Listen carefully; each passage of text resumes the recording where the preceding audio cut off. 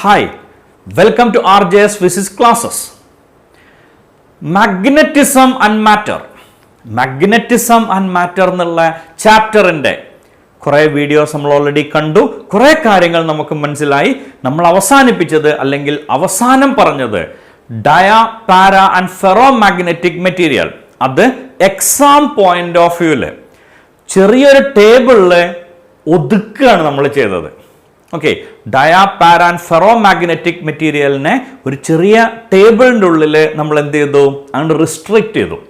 അത് only four exam എന്നുള്ളതാണ്. Okay, എക്സാമിന് വേണ്ടിയിട്ട് പഠിക്കണ ഒരു കുട്ടിക്ക് ഏറ്റവും സിമ്പിളായിട്ട് ആ കാര്യങ്ങൾ മനസ്സിലാവാൻ 5 പോയിന്റ്സ് മാത്രം പഠിച്ചാൽ നമുക്ക് എന്ത് ചെയ്യാം? എക്സാമിന് മാർക്ക് കിട്ടും. മാത്രമല്ല, ആ ഐഡിയാസിൻ്റെ ഒരു ചെറിയ രൂപം മാത്രമാണ് അതിൽ അവതരിപ്പിച്ചത്.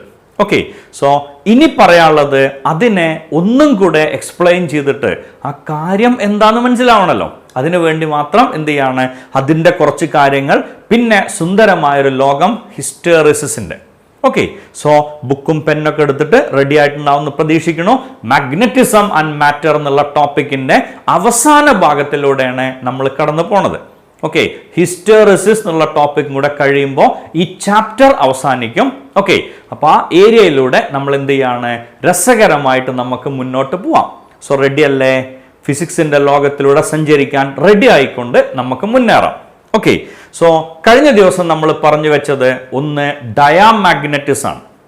കുറച്ച് കെമിസ്ട്രിയിലൂടെയും കൂടി നമ്മൾ പോവുകയാണെങ്കിൽ നമുക്കറിയാം, ഒരു മാഗ്നറ്റിക് മെറ്റീരിയലിൻ്റെ എലമെന്റ്സ് എന്ന് പറയണത് ടൈനി മാഗ്നറ്റ്സ് ആണ്. ഉറപ്പല്ലേ? ഒരു മാഗ്നറ്റിക് മോളിക്യൂൾസിന്റെ എലമെന്റ്സ് എന്ന് പറയുന്നത് ടൈനി മാഗ്നറ്റ്സ്, അല്ലെങ്കിൽ മോളിക്യൂൾസ് എന്ന് പറയുന്നത് ടൈനി മാഗ്നറ്റ്സ് ആണ്. ഓക്കെ, സോ ഡയാമാഗ്നറ്റിക്കിന്റെ സ്പെഷ്യാലിറ്റി എന്താവും ആലോചിച്ച് നോക്കിയേ. ഡയാമാഗ്നറ്റിസം അതിന്റെ സ്പെഷ്യാലിറ്റി, അതിൻ്റെ ഉള്ളിൽ കുറേ അറ്റോമിക് മാഗ്നറ്റിക് മൊമെന്റുകൾ ഉണ്ടാവും. ഓരോ ആറ്റോം മാഗ്നറ്റിക് മൊമെന്റുകൾ ഉണ്ടാക്കും. ഓക്കെ, പക്ഷെ അതിന്റെ പ്രത്യേകത അതൊക്കെ അവർക്ക് തോന്നിയ പോലെ. പണ്ട് കറണ്ട് ഇലക്ട്രിസിറ്റിയിൽ നമ്മൾ ഇങ്ങനെ ഒരു കേസ് പഠിച്ചിരുന്നു, ഡ്രിഫ്റ്റ് വെലോസിറ്റി പറയാൻ. സോ ഒരു ഡയാമാഗ്നറ്റിക് മെറ്റീരിയലിൽ, ഓക്കെ, ആ മെറ്റീരിയലിലെ ഓരോ അറ്റോമിക് മാഗ്നറ്റിക് മൊമെന്റുകളും അല്ലെങ്കിൽ ടൈനി മാഗ്നറ്റ്സും മൊമെന്റ് പ്രൊഡ്യൂസ് ചെയ്യുക ഓപ്പോസിറ്റ് ഡയറക്ഷൻസിൽ അല്ലെങ്കിൽ റാൻഡം ഡയറക്ഷനിലാവും. Their effect will get cancel. So അവിടെ മാഗ്നറ്റിക് പ്രോപ്പർട്ടി ഒന്നും എക്സിസ്റ്റ് ചെയ്യില്ല. പറഞ്ഞ ഐഡിയ ക്ലിയർ ആയില്ലേ?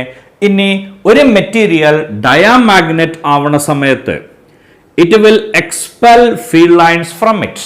അതിൻ്റെ ഏറ്റവും ഇമ്പോർട്ടൻ്റ് ആയിട്ടുള്ള ഒരു പ്രോപ്പർട്ടിയാണ്. Okay, so when a material become diamagnetic, field lines will expel from the material. ഇതിൻ്റെ ഉള്ളിലൂടെ പാസ് ചെയ്തിരുന്ന ഫീൽഡ് ലൈൻസിനെ ഇങ്ങനെ മാറ്റും. ഫീൽഡ് ലൈൻസ് ഇതിൻ്റെ ഉള്ളിൽ നിന്ന് പുറത്തേക്ക് തള്ളും. ഈ എഫക്റ്റിനെ നമ്മൾ വിളിക്കണ പേര് മീസണർ എഫക്റ്റ് എന്നാണ്. Okay, it's called Meissner effect. So when a material become diamagnetic, it will expel field lines from the material. That effect is called Meissner effect. Superconductors are perfect diamagnets. Superconductivity കാണിക്കണ മൊമെന്റിൽ ആ temperature നമ്മൾ വിളിക്കുക critical temperature എന്നാണ്.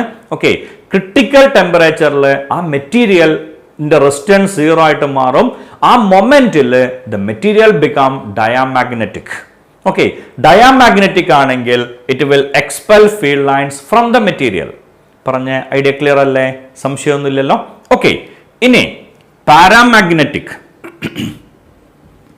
ഇപ്പൊ ഏകദേശം ഒരു ധാരണ കിട്ടും. ഡയാമാഗ്നറ്റിക്കിൽ ഓരോ മാഗ്നറ്റിക് മൊമെന്റുകളും ആർബിട്രറി ഡയറക്ഷനിലാണ്. Their effect will get cancel. What about paramagnetism? അതിൽ കുറച്ചൊക്കെ എന്ത് ചെയ്യും? ഒരേ ഡയറക്ഷനിൽ അലൈൻ ചെയ്യും. അതിൻ്റെ ഉള്ളിൽ കുറച്ച് അറ്റോമിക് മാഗ്നറ്റിക് മൊമെന്റ്സ് അല്ലെങ്കിൽ ടൈനി മാഗ്നറ്റിക് മൊമെന്റ്സ് ഒക്കെ എന്ത് ചെയ്യും? സെയിം ഡയറക്ഷനിൽ അലൈൻ ചെയ്യും. അങ്ങനെ വരുമ്പോൾ അത് ഒരു ചെറിയ മാഗ്നറ്റിക് പ്രോപ്പർട്ടി കാണിക്കും. ഓക്കെ, സോ ആ ചെറിയ മാഗ്നറ്റിക് പ്രോപ്പർട്ടി കാണിക്കുമ്പോൾ ഇതിൻ്റെ ഉള്ളിലൂടെ കുറച്ച് ഫീൽഡ് ലൈൻസ് എങ്കിലും പാസ് ചെയ്യും.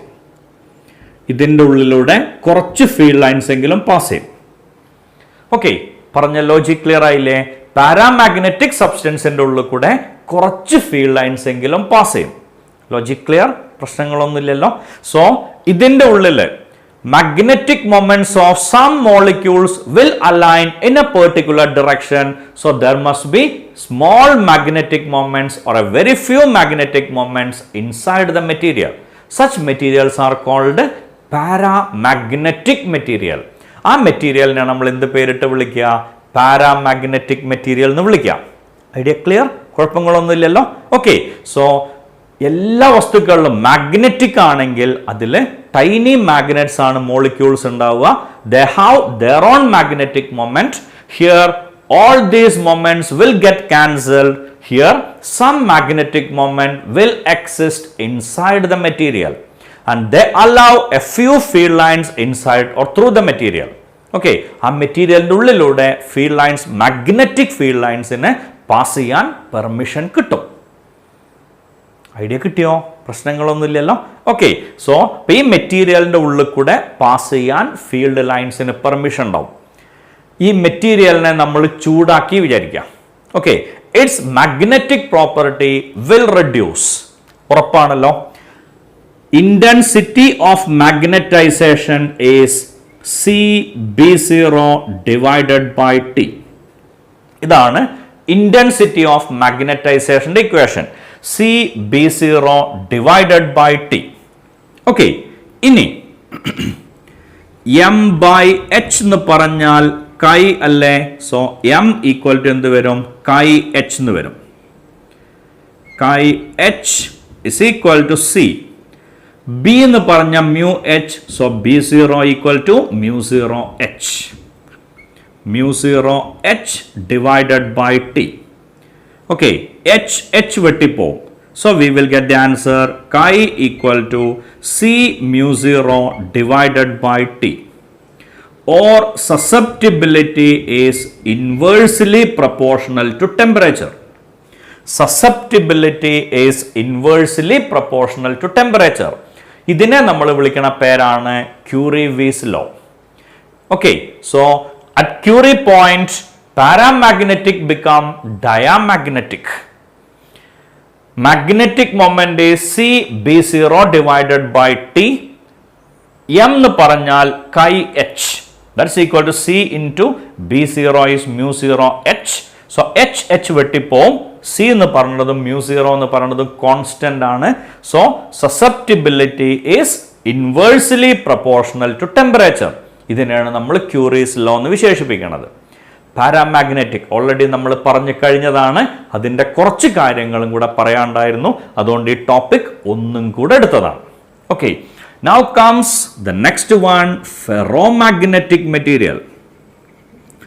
ഫെറോമാഗ്നറ്റിക് മെറ്റീരിയലിൻ്റെ speciality, okay, they have their own magnetic domains. ഇതിൽ മാഗ്നറ്റിക് മോളിക്യൂൾസ് അലൈൻ ചെയ്യുക ഓരോ പ്രത്യേക ഡൊമൈനുകളായിട്ടാണ്. ഓക്കെ, അത് ഏതെങ്കിലുമൊക്കെ ഷേപ്പിൽ അങ്ങനെ വരച്ചു വെക്കണമെന്നേ ഉള്ളൂ. ഓക്കെ, ഇവിടെ ഇപ്പം ഇങ്ങനെയാണ് മാഗ്നറ്റിക് മോളിക്യൂൾസ് ഉള്ളതെങ്കിൽ ഇതിൽ ചിലപ്പോൾ ഇങ്ങനെയാണ് മാഗ്നറ്റിക് മോളിക്യൂൾസ് ഉണ്ടാവുക. ഇതിൽ ചിലപ്പോൾ ഇങ്ങനെയാണ് മാഗ്നറ്റിക് മോളിക്യൂൾസ് ഉണ്ടാവുക. ഇതിൽ ചിലപ്പോൾ ഇങ്ങനെയാണ് മാഗ്നറ്റിക് മോളിക്യൂൾസ് ഉണ്ടാവുക എന്ന് പറഞ്ഞാൽ കുറേ ഗ്രൂപ്പുകളാണ് ഫോം ചെയ്യും വളരെ പെട്ടെന്ന്. ഒരു മാഗ്നറ്റിക് ഫീൽഡിന്റെ എഫക്റ്റും കൂടി ഉണ്ടെങ്കിൽ they form some domains instantaneously എന്നാണ്. ഓക്കെ, വളരെ സ്പോണ്ടേനിയസ് ആയിട്ട് വളരെ പെട്ടെന്ന് എന്ത് ചെയ്യും, അതിൻ്റെ ഉള്ളിൽ കുറേ ഡൊമൈൻസ് ഫോം ചെയ്യും. ഈ ഡൊമൈൻസ് ഫീൽഡ് കൊടുക്കുമ്പോൾ നമ്മളുടെ ഫീൽഡിനനുസരിച്ച് തിരിഞ്ഞ് വരും. അങ്ങനെ തിരിഞ്ഞു വരുമ്പോൾ it will have strong magnetic property. Okay, so ഇതിൻ്റെ ഉള്ളിൽ എല്ലാവരും അങ്ങോട്ടും ഇങ്ങോട്ടും ഓപ്പോസിറ്റ് ആണെങ്കിൽ ഇതിൻ്റെ ഉള്ളിൽ എല്ലാവരും അങ്ങോട്ടും ഇങ്ങോട്ടും ഓപ്പോസിറ്റ് അല്ല. അത് ഓരോ രീതിയിലാണ് അറേഞ്ച് ചെയ്തിട്ടുള്ളത്. അതെന്ത് ചെയ്യും, ആ ഡൊമൈൻ മൊത്തത്തിലാണ് മാഗ്നറ്റിക് ഫീൽഡിനനുസരിച്ച് അലൈൻ ചെയ്യാം.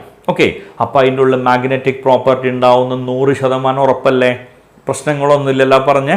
ഓക്കെ, സോ അവർക്ക് കൃത്യമായ ഒരു ഡൊമൈൻ സ്ട്രക്ചർ ഉണ്ടാവും എന്നുള്ളതാണ് ഫെറോ മാഗ്നറ്റിസത്തിൻ്റെ ഏറ്റവും ഇമ്പോർട്ടൻ്റ് ആയിട്ടുള്ള ഐഡിയ. അതേപോലെ ferromagnetism allow more field lines within the material or through the material. Okay, ഈ മെറ്റീരിയലിൻ്റെ ഉള്ളിൽ കൂടെ ഒരുപാട് ഫീൽഡ് ലൈൻസ് പാസ് ചെയ്യാൻ ആരനുവദിക്കും? ഫെറോ മാഗ്നറ്റിസം അനുവദിക്കും. പറഞ്ഞ ഐഡിയ കിട്ടിയില്ലേ? ഫെറോ മാഗ്നറ്റിൻ്റെ ഉള്ളിൽ കൂടെ ഒരുപാട് ഫീൽഡ് ലൈൻസ് പാസ് ചെയ്യും. ഈ പറഞ്ഞ ഡൊമൈൻ സ്ട്രക്ചർ ആണ് ഏതിനുണ്ടാവുക? ഫെറോ മാഗ്നറ്റിസിന് ഉണ്ടാവുക. ഓക്കെ, ഇനി ഇവിടെ ഈ പറഞ്ഞ ഇക്വേഷൻ ഇങ്ങനായിട്ട് മാറും. C/T-TC.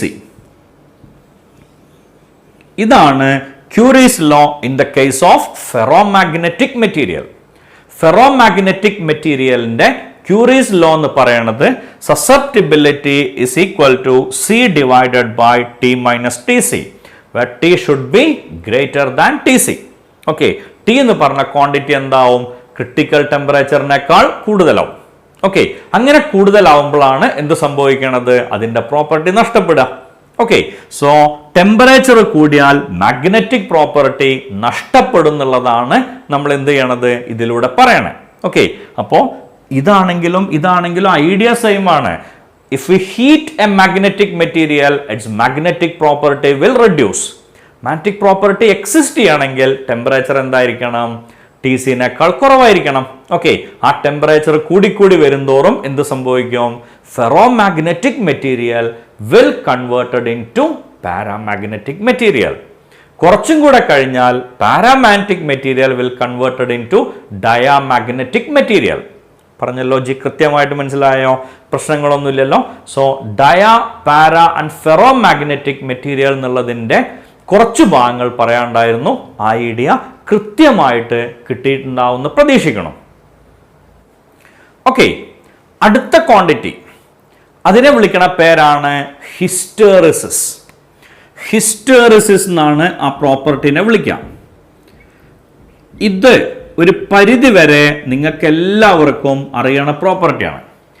കുട്ടിക്കാലത്ത് ഒരിക്കലെങ്കിലും ചെയ്യാൻ സാധ്യതയുള്ള ഒരു എക്സ്പെരിമെന്റ്. ഒരു സേഫ്റ്റി പിന്നിനെ നമ്മൾ മേശപ്പുറത്ത് വെക്കുകയാണ്. ഒരു മാഗ്നറ്റിന്റെ മുകളിൽ ഒരു ആണി കൊണ്ട് ടച്ച് ചെയ്യണം. ഒരു മാഗ്നറ്റിന്റെ മുകളിൽ ഒരു ആണി കൊണ്ട് ടച്ച് ചെയ്യുമ്പോൾ എന്താ സംഭവിക്കുക നമുക്കറിയാം. ഈ ആണി എന്തായിട്ട് മാറും? മാഗ്നറ്റ് ആയിട്ട് മാറും. എന്നിട്ട് ആ ആണീനെ സേഫ്റ്റി പിൻ്റെ അടുത്ത് കാണിക്കുകയാണ്. ആണി സേഫ്റ്റി പിന്നെ അട്രാക്ട് ചെയ്യും. ഇത് കുട്ടിക്കാലത്ത് ഒരിക്കലെങ്കിലും ചെയ്ത് നോക്കിയ എക്സ്പെരിമെന്റ് ആവും. ഓക്കെ, കുറെ കഴിഞ്ഞിട്ട് ഈ മാഗ്നറ്റ് എടുത്ത് മാറ്റിയാൽ നമുക്ക് കാണാൻ പറ്റും 1 സെക്കൻഡോ 2 സെക്കൻഡോ സമയത്തിന് ആ ആണി ആണീന്റെ മുകളിൽ സേഫ്റ്റി പിൻ ഒട്ടിപ്പിടിച്ച് നിൽക്കും. പിന്നെ അത് താഴേക്ക് വീഴും. പണ്ട് ചെയ്ത എക്സ്പെരിമെന്റ് തന്നെ. ഒരു മാഗ്നറ്റ് അതിന്റെ മുകളിൽ ഒരു ആണി കൊണ്ട് ടച്ച് ചെയ്യാണ്. ആണീനെ സേഫ്റ്റി പിൻ മുമ്പിൽ കാണിക്കുമ്പോൾ, അടുത്ത് കാണിക്കുമ്പോൾ സേഫ്റ്റി പിൻ അട്രാക്റ്റഡ് ആവും. കുറെ കഴിഞ്ഞിട്ട് ഈ മാഗ്നറ്റ് എടുത്ത് മാറ്റിയാലും സേഫ്റ്റി പിൻ ആണീന്റെ മുകളിൽ ഒട്ടിപ്പിടിച്ച് നിൽക്കും. കുറെ സമയത്തൊക്കെ ഒന്നുമില്ല, 1 സെക്കൻഡൊക്കെ. അവിടെ എന്താ സംഭവിച്ചതെന്ന് ആലോചിച്ച് നോക്കിയേ. ഈ മാഗ്നറ്റിൽ നിന്ന് കുറേ ഫീൽഡ് ആണിക്ക് കിട്ടി. മാഗ്നറ്റ് മുമ്പിൽ ആണി ടച്ച് ചെയ്ത് വെച്ചപ്പോൾ കുറേ ഫീൽഡ് ആണിക്ക് കിട്ടി. മാഗ്നറ്റ് എടുത്ത് മാറ്റുമ്പോൾ ഈ ആണി കിട്ടിയ ഫീൽഡിനെ മുഴുവനും തിരിച്ചു കൊടുക്കേണ്ടതായിരുന്നു. തിരിച്ചു കൊടുക്കില്ല, കുറച്ച് ഫീൽഡിനെ മൂപ്പര് റീറ്റെയിൻ ചെയ്ത് നിർത്തും. അങ്ങനെ റീറ്റെയിൻ ചെയ്യാനുള്ള എബിലിറ്റിനെയാണ് നമ്മൾ എന്ത് പേരിട്ട് വിളിക്കുക? ഹിസ്റ്റെറിസിസ് എന്ന് വിളിക്കാം. Ability to retain magnetic field in a specimen. Ability to retain magnetic field in a specimen is called hysteresis. അതിനെ നമ്മൾ വിളിക്കുന്ന പേരാണ് ഹിസ്റ്റെറിസിസ്. പറഞ്ഞ ലോജിക് ക്ലിയർ ആണോ? പ്രശ്നങ്ങളൊന്നുമില്ലല്ലോ.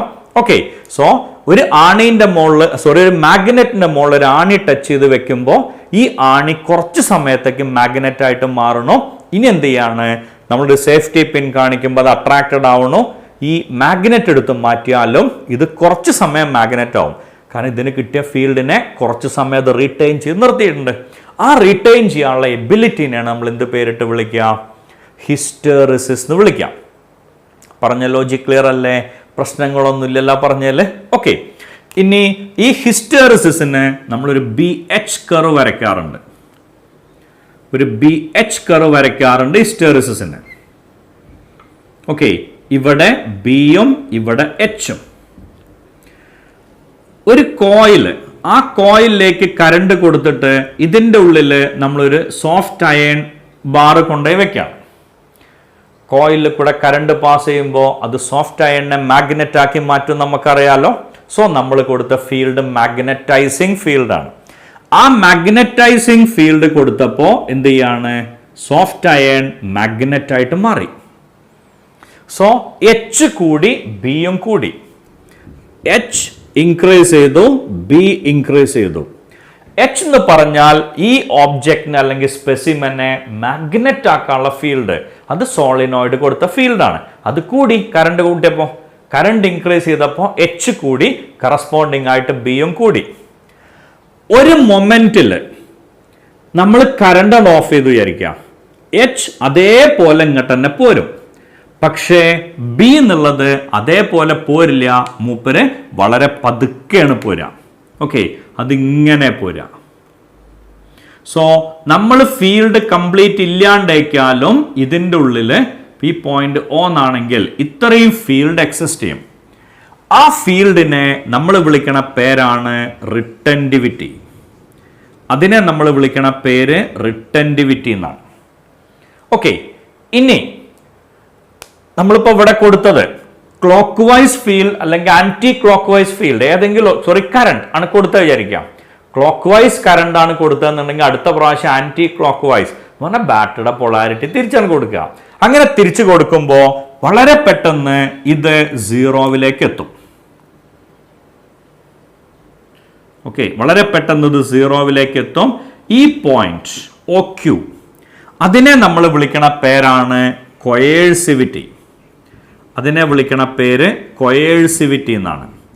റിട്ടൻറ്റിവിറ്റി അതേപോലെ കൊയേഴ്സിവിറ്റി. ഇനി വീണ്ടും നമ്മൾ അതിനെ മാഗ്നറ്റൈസ് ചെയ്യാണ്. ഇപ്പൊ ഏത് പൊളാരിറ്റി ആണോ കൊടുത്ത് അത് വെച്ച് വീണ്ടും മാഗ്നറ്റൈസ് ചെയ്യുമ്പോൾ ഇത് ഇങ്ങനെ പോരും. ഇനി നമ്മൾ ഫീൽഡ് റിമൂവ് ചെയ്യുമ്പോൾ ഇതിങ്ങനെ പോകും. റിവേഴ്സ് ഫീൽഡ് കൊടുക്കുമ്പോൾ അത് വീണ്ടും സീറോയിലേക്ക് എത്തും. പിന്നെയും ആദ്യത്തെ പോലെ ഫീൽഡ് കൊടുക്കുമ്പോൾ അത് ഇൻക്രീസ് ചെയ്യും. ഇങ്ങനെ ഒരു കർവാണ് നമുക്ക് കിട്ടുക. ഇതാണ് ഹിസ്റ്റെറിസിസ് കർവ് എന്ന് പറയുന്നത്. പറഞ്ഞ ലോജിക് ക്ലിയർ ആയില്ലേ? ആദ്യം നമ്മൾ ബാറ്ററി കൊടുത്തു. ഇപ്പൊ സപ്പോസ് ഇവിടെ നമ്മൾ കൊടുക്കുന്ന ബാറ്ററി ഇവിടെ എങ്ങനെയും ഇവിടെ എങ്ങനെയാണ്. പോസിറ്റീവ് നെഗറ്റീവ് എന്ന് പറഞ്ഞ പൊളാരിറ്റി കൊടുത്തിട്ട് നമ്മൾ എന്ത് ചെയ്യാണ്? ബാറ്ററി കണക്ട് ചെയ്യണം. അങ്ങനെ ബാറ്ററി കണക്ട് ചെയ്ത് കഴിഞ്ഞപ്പോൾ നമുക്ക് ഇങ്ങനെ ഒരു മാഗ്നറ്റൈസേഷൻ കിട്ടി. ബാറ്ററി എന്ത് ചെയ്യാണ്? റിമൂവ് ചെയ്തു. മൂപ്പർ അതേപോലെ ഇവിടെ വന്ന് നിന്നു. ബാറ്ററി തിരിച്ചു വെച്ചപ്പോൾ പെട്ടെന്ന് ഇവിടെ എത്തി. ഇത് തിരിച്ചു വെച്ച പൊസിഷനിൽ വീണ്ടും മാഗ്നറ്റൈസ് ചെയ്തു, ബാറ്ററി എടുത്ത് മാറ്റി. പിന്നെ ഇതേപോലെ ബാറ്ററി വെച്ചപ്പോൾ അത് സീറോ ആയിട്ട് മാറി. ഈ പൊസിഷനിൽ ചാർജ് ചെയ്യുമ്പോൾ അല്ലെങ്കിൽ മാഗ്നറ്റൈസ് ചെയ്യുമ്പോൾ ഇവിടെ എത്താണ്. ഇതിൻ്റെ ഒരു പ്രത്യേകത ഉണ്ട്. It's not a cyclic process or it's not a reversible process. Reversible process വേണമെങ്കിൽ എന്ത് വേണം? പോയ അതേ പാത്തിലൂടെ തിരിച്ചു വരണം. ഓക്കെ, സോ അത് റിവേഴ്സിബിൾ അല്ല എന്നുള്ളതുകൊണ്ട് തന്നെ കുറച്ച് എനർജി അവിടെ നഷ്ടം ഉണ്ടാവും. ഓക്കെ, ആ എനർജി ലോസ്, ഇത്രയും എനർജി അതിൽ നഷ്ടം ഉണ്ടാവും എന്ന് ഉറപ്പല്ലേ? ഓരോ സൈക്കിൾ ഓഫ് മാഗ്നറ്റൈസേഷനിലും ഇതിൻ്റെ ഏരിയ കൂടുമ്പോൾ അതിൻ്റെ ലോസ് കൂടി കൂടി വരും. ഈ ഗ്രാഫിൻ്റെ ഏരിയ കൂടിയാൽ ആ ഓരോ പ്രോസസ്സിലുണ്ടാവുന്ന ലോസും കൂടി കൂടി വരും. ലോജിക് ക്ലിയർ ആണോ? പ്രശ്നങ്ങളൊന്നുമില്ലല്ലോ.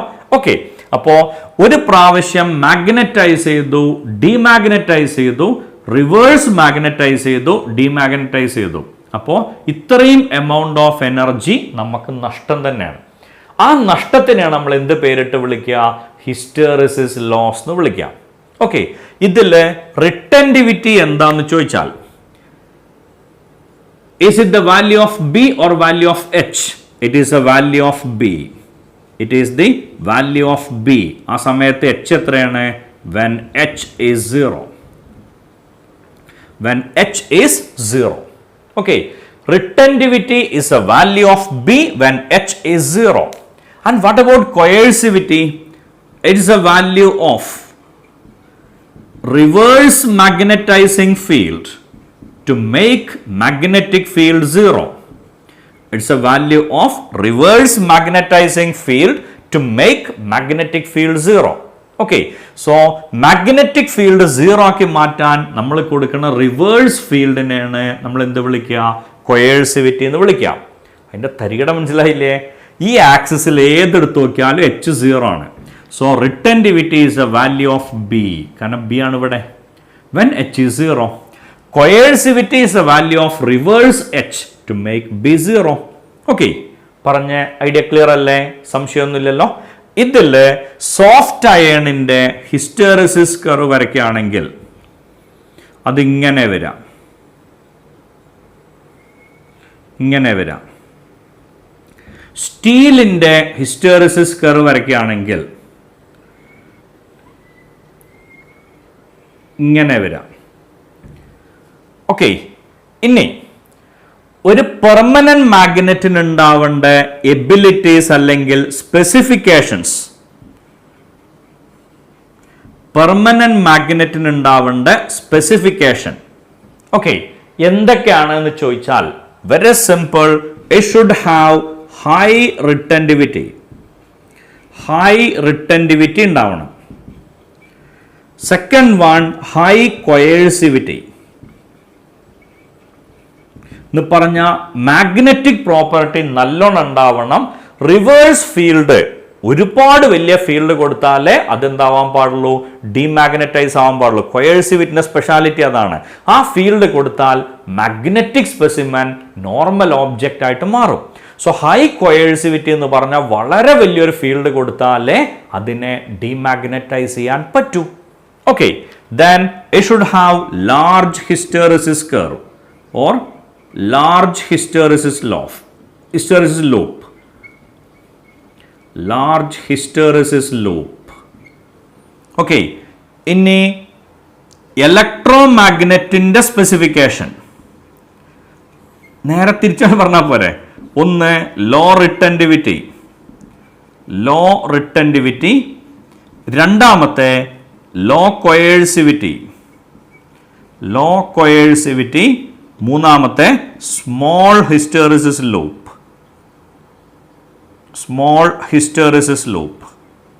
Or hysteresis curve.